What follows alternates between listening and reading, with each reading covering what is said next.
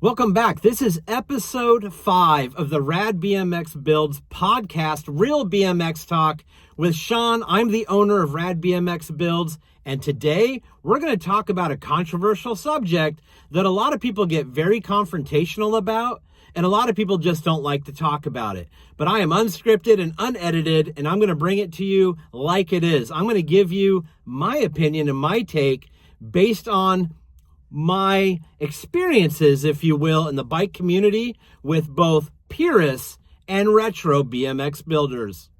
Okay, like I said in the intro, my name is Sean. I've been building bikes, semi-professionally for about a decade now. RADBMX Builds has been in business for about 7 years as a company. So I've been around. I go to a lot of shows, events. I do a lot of interviews. I meet a lot of people. And I've been online. I've seen the forums. I've seen the Facebook groups. And I've seen the riff, the competition, the disrespect between Purists and retro BMX builders. Why does it exist? Who's a Purist? Who's a retro BMX builder? And why is it a problem? We're going to get to the bottom of that in this episode. And then I will tell you where I lie. If you know me at all, you could probably figure it out. But it's important to talk about both sides. I'm not going to take sides. I am one way, not the other. But to me, it doesn't matter. But to some, it really does. And we're going to discuss that in this episode. Okay, let's dive right in. What is a Purist? And this is subjective. Again, my opinion. But I'm sure you're listening to it because you'd like to know what my opinion is. So Sean, what is your definition of a BMX Purist? I'm going to first start off by saying there is a place for a Purist in the BMX community. And I appreciate their bikes, their builds, their desire to keep things as they were. And they have all my respect for that. A Purist is somebody that finds or restores a BMX bike and keeps it as true to the original bike as possible. And in my mind, that is quite the undertaking task. And I appreciate people that can take the time, effort, and money to make a bike or keep a bike looking like it just came out in 19 whatever when the bike was released. The downside is not all those bikes look new because it's been 40 years since that bike came out, and a Purist will not restore any of those parts. They may lightly clean them, but keep the patina, keep the older look, but keep the parts authentic. They are using parts from that era to restore the bike, or they're lightly cleaning the parts that are already there. So it's a very arduous, tedious process of restoration, rehabilitation, and building going into those bikes. When I go to shows, whether I'm spectating, filming, or even judging, I definitely understand that process. I respect it, and I will look at the bike knowing what goes into it. Sometimes they're straight out of a barn. They get pulled out and put into a show. No effort whatsoever other than they found the bike. That's a whole separate thing. A Purist is someone that gets that bike, does their best to keep it as era correct as possible. That's great, and that's fantastic. Now here's my, I'll just call it a problem. Here's my problem with that. If you're a Purist, if you choose to go that route or be that type of builder, it's very hard. And I like I said, I recognize that. But Purists are real proud of their era correct parts. And they are almost solely responsible for the prices of these parts online. Yeah, take that and accept it because you now think that these hard to find, hard to come by limited parts are worth more. So you charge astronomical prices for them. A GT Epoch headset, $500. That's, to me, insanity. And if you are buying parts at those prices, that's great. Good for you. You probably don't buy and build a whole lot of bikes in quantity. You probably build a very, very awesome quality BMX bike. And I applaud that, like I said earlier. But when it gets into selling or breaking down and selling parts or pieces or the entire bike, those prices are inflated. And we've talked about that in other episodes. The old school BMX prices are through the roof. Are they starting to come down? Maybe, and we'll talk about that probably on another episode. But man, oh man, in its peak, some of these bikes are going for $5,000, $6,000. I've seen them asked up to $12,000, $15,000. I don't know if they ever sold for that. I don't understand the price gouging for a BMX bike. And here's the other problem I have with someone that's a purist, is they hate on retro BMX bike builders.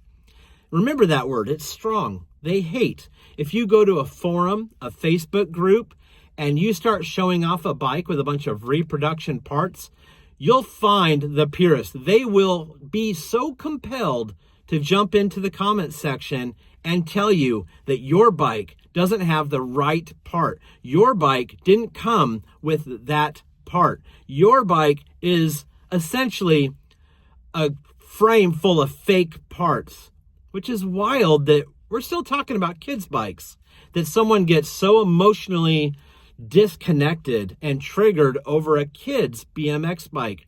For some of us, this is a business. For others, it's a collection. For others, it's a hobby. Either way, this is no reason to get upset over pictures on the internet. So purists, yes, I applaud your attention to detail. I applaud your restorations. The attitudes, not so much. Put yourselves in check. Chill out on the prices, because there's still kids' bikes, BMX pedals, headsets, bubble font this or that. That's for you. Let's talk about now the retro BMX builder. This episode is sponsored by Flite BMX. Flite is still making BMX pads, grip donuts, seat covers, and number plates that you rode with back in the day. Whether you're carefully restoring the bike of your youth or building a brand new bike, Flite re-releases of the original products are carefully made to give you the same authentic pads that you grew up with. Check out FliteBMX.com for all your pads and BMX accessories, or give them a follow on Instagram at Flite BMX. Thank you, Flite, for sponsoring this episode. First off, I want to say there are a lot of companies out there getting and selling BMX parts that are reproduction. Let's talk about Diacomp, for example. Diacomp reproduction brakes. What is reproduction? That term has been thrown around like crazy in the BMX community. If you're a purist, it's basically anything other than the original, right? Okay, let's play on that. If I'm going to buy original Diacomp brakes, or I go buy reproduction Diacomp brakes, guess what? They're still made by Diacomp. Guess what? They're still made probably in the same molds in the same factory. So why is it so different? One, because one was made in the 80s and the other a year ago? Okay, cool. I don't get it. I would rather buy a rear brake at $36 than a rear brake at $150. I'd rather buy a rear brake at $36 that looks brand new than a beat up, faded, chipped, non-restored rear brake for 5 times as much. So yeah, it depends on the look. It depends on the budget. It depends on your overall goal of your build. I don't shame other people's builds. I will not go on the internet and say, your bike looks like crap. You should do this. You should do that. Shame on those people. Get a life. Get out of the basement.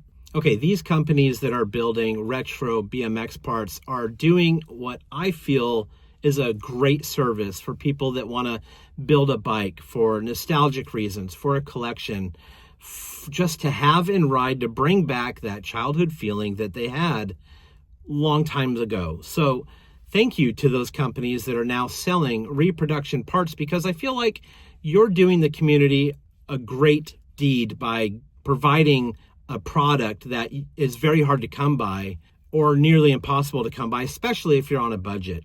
So I can go to Porkchop BMX and buy re-released licensed GT seats, Diacomp brakes, things like that. Or I can go to Planet BMX and buy a Skyway wheel set, or sometimes even a Skyway bike, which is amazing. So to have that without having to restore one or find an era 80s bike part or complete bike saves you a tremendous amount of money, but you will still have that 20-inch Skyway or that set of wheels or those brakes.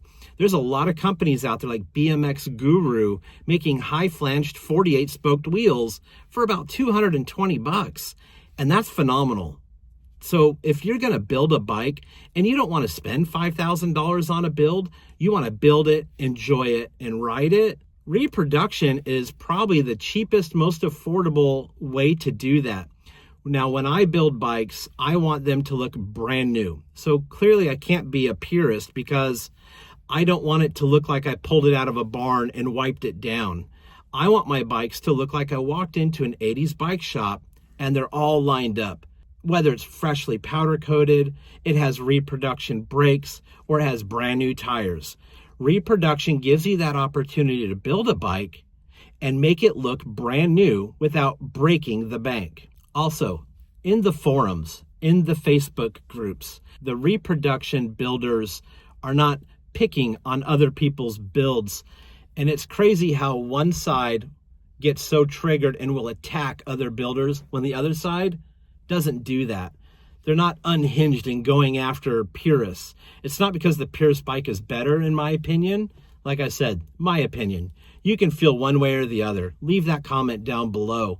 Whether you're a purist, whether you're a retro BMX, or whether you're a blend, that's fine. I just want people that are willing to build bikes and get them back out there so people ride them. If I find a bike frame and I restore it into a rideable bike, and I sell it to somebody that then rides it, that's doing the community good. If you are a purist and you hoard these old parts that make it really hard for people to find and driving prices up, and then you hang on to that bike and think it's the best bike in the world, what you're doing is great for that lane of building. But a retro BMX builder is doing it for the nostalgia, for the fun. I don't need an era correct part to get that feeling. Sometimes some people might need that bubble font Amy grip to have that feeling. To me, it's not that specific. I can find a bike and powder coat it and re-decal it and put all retro parts on it and ride that bike. It feels like a brand new 20-inch 1992 GT Mach 1 with brand new parts, and you can smell the rubber tires, feel the rubber grips that feel just the same as a bubble font one, and ride down the street for a fraction of the cost. It won't squeak, it won't leak, it won't rattle or fall apart because it has all 40-year-old parts on it. I want my bikes to perform, ride smooth, and give me a lot of fun. And if someone chooses to buy it, gives them a lot of fun and not headaches and heartaches down the road. Okay, building BMX bikes is supposed to be a lot of fun. So I'm not picking on the purists, like I said in the beginning. I'm just highlighting a few things that I see the purists do and a few things that I see retro BMX builders do. But there are people like Craig Turner out there building BMX frames right now. And some of you will say, well, that's reproduction. Craig Turner is more GT than GT's been since 1993. So buying a frame fork set from Craig Turner, an actual Turner, making them by hand at a chrome molly in his garage in America is more GT than anything else that came out after Gary Turner sold that company. So it is probably the most authentic GT you can get currently without buying one that's 30 years old. So that's my point, is you can still buy new and still be rad. You don't need to go after anybody, whether you're on this side or that side, a purist or a retro BMX builder. This is a community of people that just love BMX bikes. I go to the shows and I love to meet every single one of you and look at your bike. I would never bash it. If I didn't like it, it just means it's different than how I would have done it. But I appreciate the effort, and I love that you still built a bike and that you're proud of it, because at the end of the day, that's what it comes down to. I don't care what people think of my bikes. I don't care if they don't like it. I didn't build it for them. I built it for me. And I put all my stuff out on the internet to be judged because I just want to share it with you. If you got something bad to say about it, maybe you should think about what your mama taught you and keep your opinions to yourself. If you want to put them down in the comment, you're not going to be the majority. You're going to be the minority. So support one another. If you don't have anything nice to say, just don't say it. Scroll on, move on. Build your own bike. Be proud of it. Show it to people. Share it with people. I like to go out and highlight other people's collections. I like to go out to shows and highlight the events. I like to have people tell me their stories because I think it's important to capture that and document that. I'm not a hater. I'm not hiding in the corner. I'm not typing away in the forums, and I'm not bashing your bike. And you shouldn't be doing that either. We should be out there applauding each other for bringing old bikes back into the world so others can enjoy them. So that's my take. Whether you're a purist, whether you're a retro rider, it doesn't make a difference to me, and it shouldn't make a difference to you. We are one community of people that like older BMX bikes. We're not getting any younger, and neither are the bikes. So drop the drama, enjoy the ride, and as always, stay rad.